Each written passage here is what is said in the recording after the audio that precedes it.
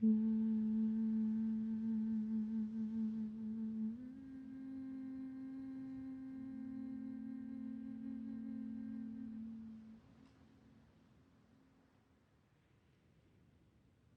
he was itty bitty skinny. He was tall, but he was still skinny. He was still skinny. He called me Big H. We met at 3-5. Um, he was a class clown. I was a class clown. That day, we had talked like that whole up until he woke up till the time it happened. That Tuesday, June 6th. I came home like 2:58. Me and my son Elijah 6, that's his brother. We in the car. We was standing in a little mirror apartments that's in Metairie. When you pull in apartments, it's a straight shot. So when you enter, you have to go like straight ahead.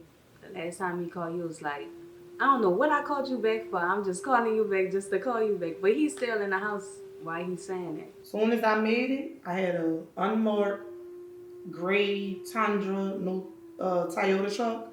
Blocked me. A lady jumped out. They had another undercover officer pull me. He came out his unit. He was Paul back in front of the leasing office. And he said, Mallory. So he like, step out the car. But he grabbing his stuff. He getting ready to go outside. He's putting his book bag on his bag, fixing his clothes before he walk out the door. I said, okay. So I step out the car. I said, look, be mindful of my son in this car. So he looked. He said, we here for Calvin. He said, your son. He said, you know where he is? And at that moment, he come out the door. He have his phone in his hand. So I'm looking at him. I see he on FaceTime. He put his phone down. But I know he put his phone down because he checking his surroundings. Like, he in New Orleans. Everybody will walk outside and check their surroundings. They don't have no car like Sean JP, like no others. Like you wouldn't even much know that law enforcement was out. He get in the car. As he putting the phone up, about to pop the phone up. You know you get in the car, you pop the phone up. He said, there go the people. I just heard something crash into the car, like the car went boom. The white F-150 truck jammed him in. The gray RAV4 truck jammed him in. And he already had a Mazda 626 parked on the right-hand side of him. The phone fell. I'm like, Trey. I'm calling his name. I'm like, you playing too much. I'm like, Trey. So then I hung up the phone. I heard the gunshots. The man that was in my face questioning me about my son, he ran from my face and ran to the scene. I called back, no answer. I called again, no answer. So I text his phone. I'm like, I'm trying to make sure you're alright. I had a young lady. She told me she worked for NOPD. She said she was a detective. She told me, no, he's not shot. I said, ma'am, I know how gunshots sound. Was that bullets that I hear?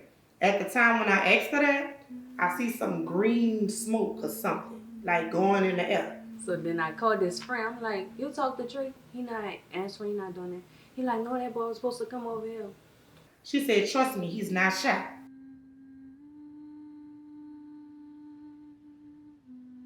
So I'm trusting their word due to the fact that they law enforcement. I didn't see where he was a threat. And I also known if they would have announced themselves, said it was Jefferson Parish, put your hands up, try to apprehend him, he would have surrendered. He wouldn't have ran. Then the friend called me back. He like, they saying Trey died. Then my grandma just so happy. She watching the news. She's sitting right here on the sofa. I'm walking on the phone saying, I'm not believing what he's saying on the phone. So I come to the front. They got Trey apartment on the news. They telling me, call your son. Tell him to step out the car, call your son. I see the car. I see the gunshots in the car. But really and truly, he not answering because he already dead.